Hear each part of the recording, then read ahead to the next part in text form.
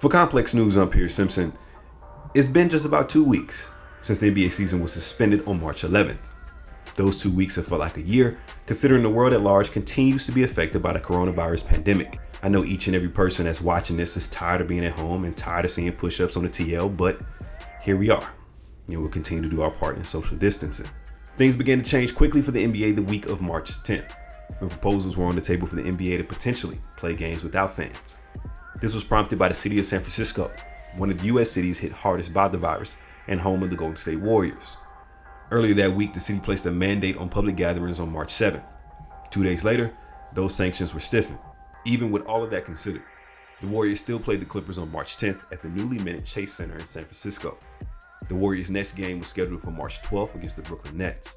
Woj reported at the time that the Warriors would be one of the first teams to play a game with no fans, which would have been a big deal due to the staggering amount of potential revenue lost.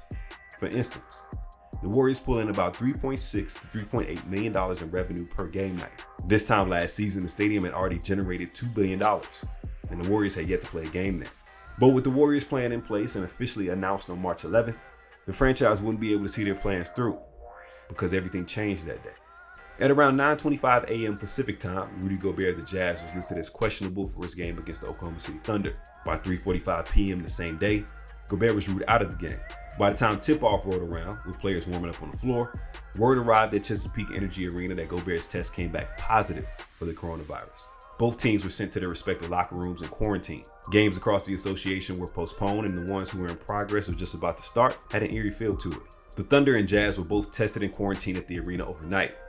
The Jazz, who were the road team, took a charter bus all the way back to Salt Lake City to await test results.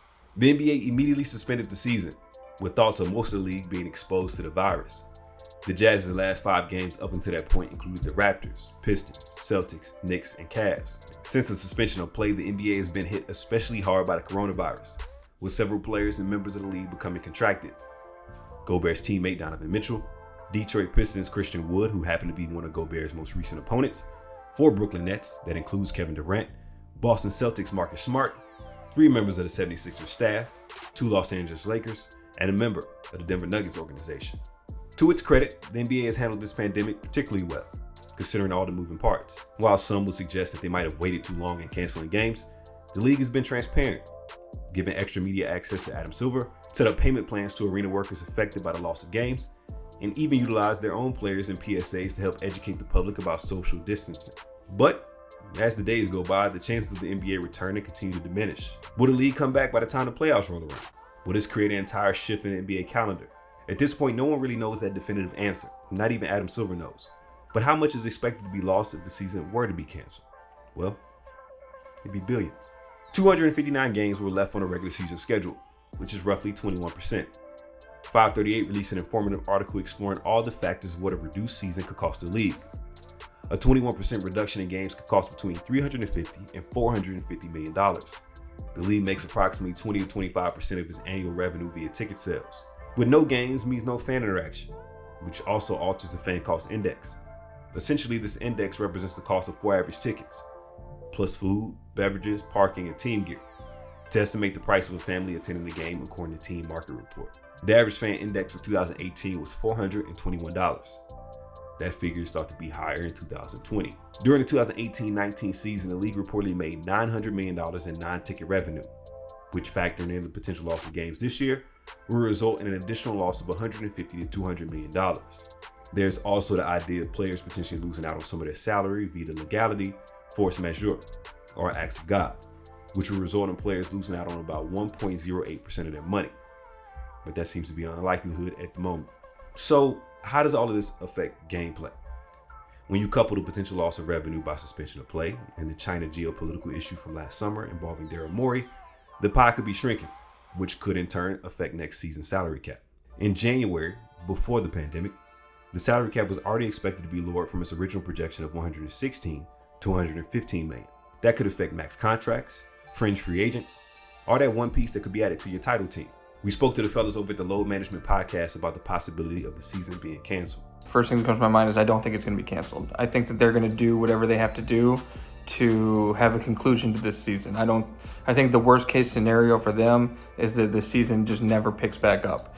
And I think that everything we're seeing from them, all the leaks, all the information, it tells you that however they're going to do it, they're going to play out this season, whether it's, doing the playoffs in practice facilities with no fans, stadiums with no fans, like whatever they have to do, they're going to, put a bow on the season, I think, because one, there's just too much money out there, I think, for them to fully cancel this thing. I think that they realize that they're going to have to get something back. They're going to have to do what they got to do when this thing slows down and get a season together.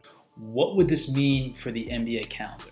Would the NBA, without the league and the season being extended into the summertime, would things just return back to normal business-wise? And by that, I mean, would the league hold its draft lottery in May? Would it go back to regularly scheduled NBA draft in June? Would you have free agency starting in July 1st? Would you have some sort of summer league, if possible, in Vegas come mid-July? And then have the rest of the offseason, work out as it normally does, have training camp start on, roughly mid-September, and then have the league begin in mid-October.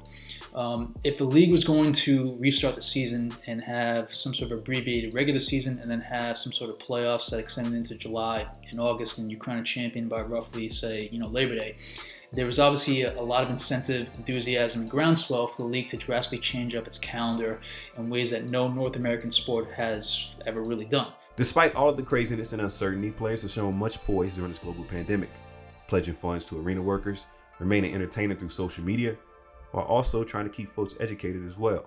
The league has every intention to restart the season, and the basketball fan in me is fiending for games. But at this point, everything seems to be on the table. What do you think will happen? Let us know in the comment section down below, and be sure to keep things locked to Complex News by subscribing to us on YouTube. For Complex News, I'm Pierce Simpson.